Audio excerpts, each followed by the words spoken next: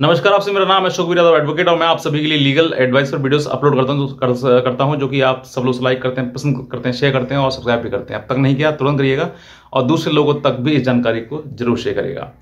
ऐसे बहुत सारे सवाल आते हैं हमारे पास में। और कल तो एक हमारे ही पास एक बुजुर्ग महिला जो कि अपनी बहू से बहुत ही ज़्यादा परेशान, और इतनी परेशान कि अब वो सोचती हैं कि मुझे तो ऐसे जीवन से मर जाना ही चाहिए, मुझे नहीं जीना है। तो अब एक ये बात नहीं है, ये ऐसे कई लोगों के साथ में होता है। और पत्नी जो है वो पत्नी मायके से ससुराल से रूठ कर या नाराज होकर लड़ाई झगड़ा करके अपने मायके में आ जाती है और मायके में आके फिर वो वहाँ पर रहती है, मुकदमा करती है।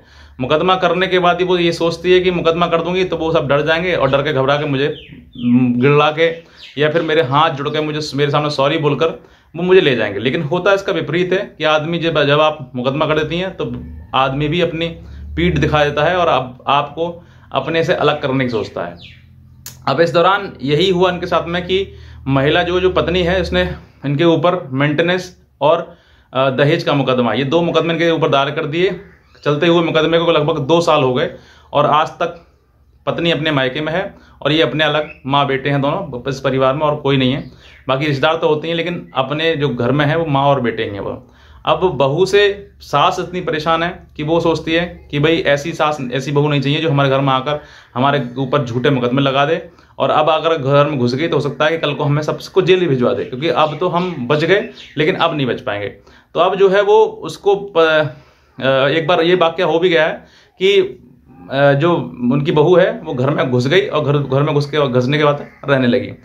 उसके बाद जैसे तैसे गांव के लोगों के द्वारा समझा कर पुलिस के द्वारा करा के उस टाइम तो उनको कह दिया कि भाई आप अपने घर जाइए, पहले मुकदमे समाप्त करिए, उसके बाद आप रहिएगा।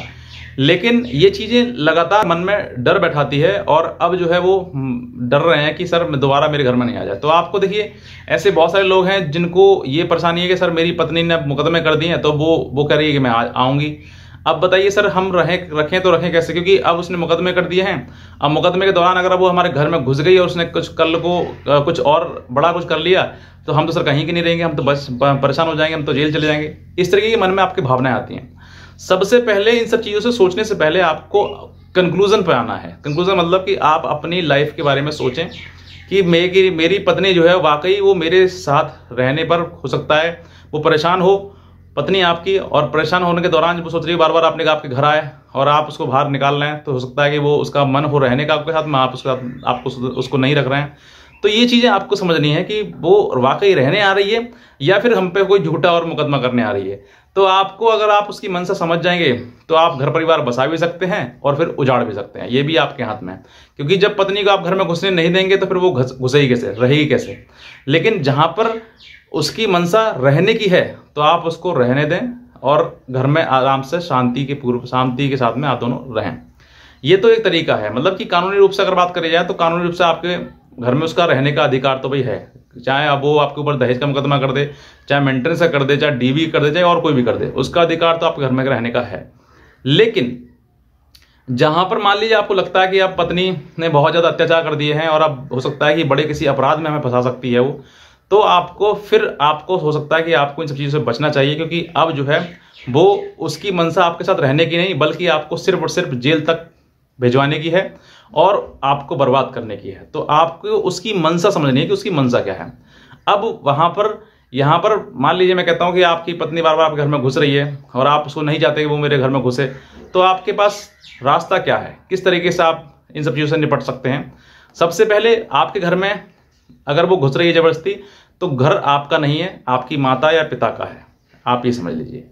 अब यहाँ पर अगर माता पिता की प्रॉपर्टी है और माता पिता की प्रॉपर्टी में अगर बहू घुस रही है तो उसका कोई अधिकार नहीं है। आप अपने घर से कानूनी रूप से उसको घर से बाहर निकाल सकते हैं कि ना ही तो ये इसके मतलब मेरे बेटे का घर है, ये मेरे पति का है या फिर मेरा है, लेकिन ना ही ये बहू का है। तो आपका कोई अधिकार नहीं बनता कि आप इस घर में रहें।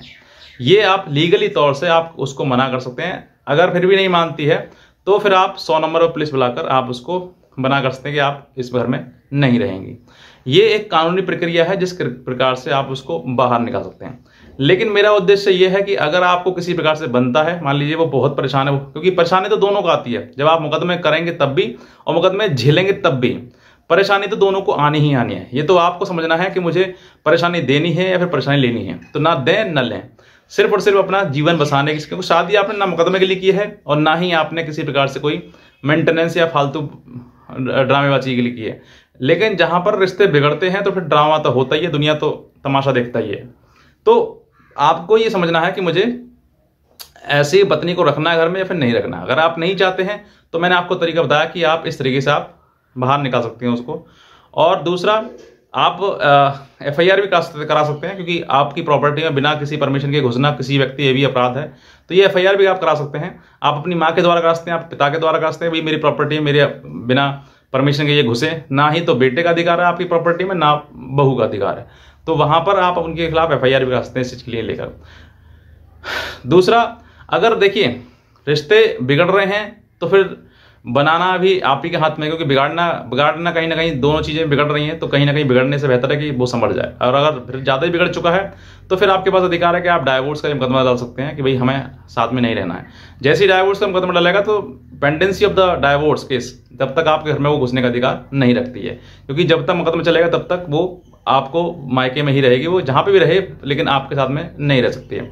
और अगर फिर भी जिद करती रहने की तो आप उसकी कंप्लेंट कर सकते हैं कि भाई मैंने डाइवोर्स का केस फाइल कर दिया, जब मैं डाइवोर्स का केस मेरा चल रहा है, ड्यूरिंग द पेंडेंसी में साथ में नहीं रह सकता हूं, तो आप लीगली कानूनी रूप से आप उन चीज़ों से बच सकते हैं। तो मैंने इतने कहना चाहूँगा। और भी कोई अगर आप सवाल पूछना चाहते हैं आप हमसे, तो आप हमारे दिए हुए नंबर पर हमें संपर्क कर सकते हैं, हमारी लीगल एडवाइस ले सकते हैं। तो बस इतने कहना चाहूँगा। आज का वीडियो देखें, आपसे बहुत धन्यवाद।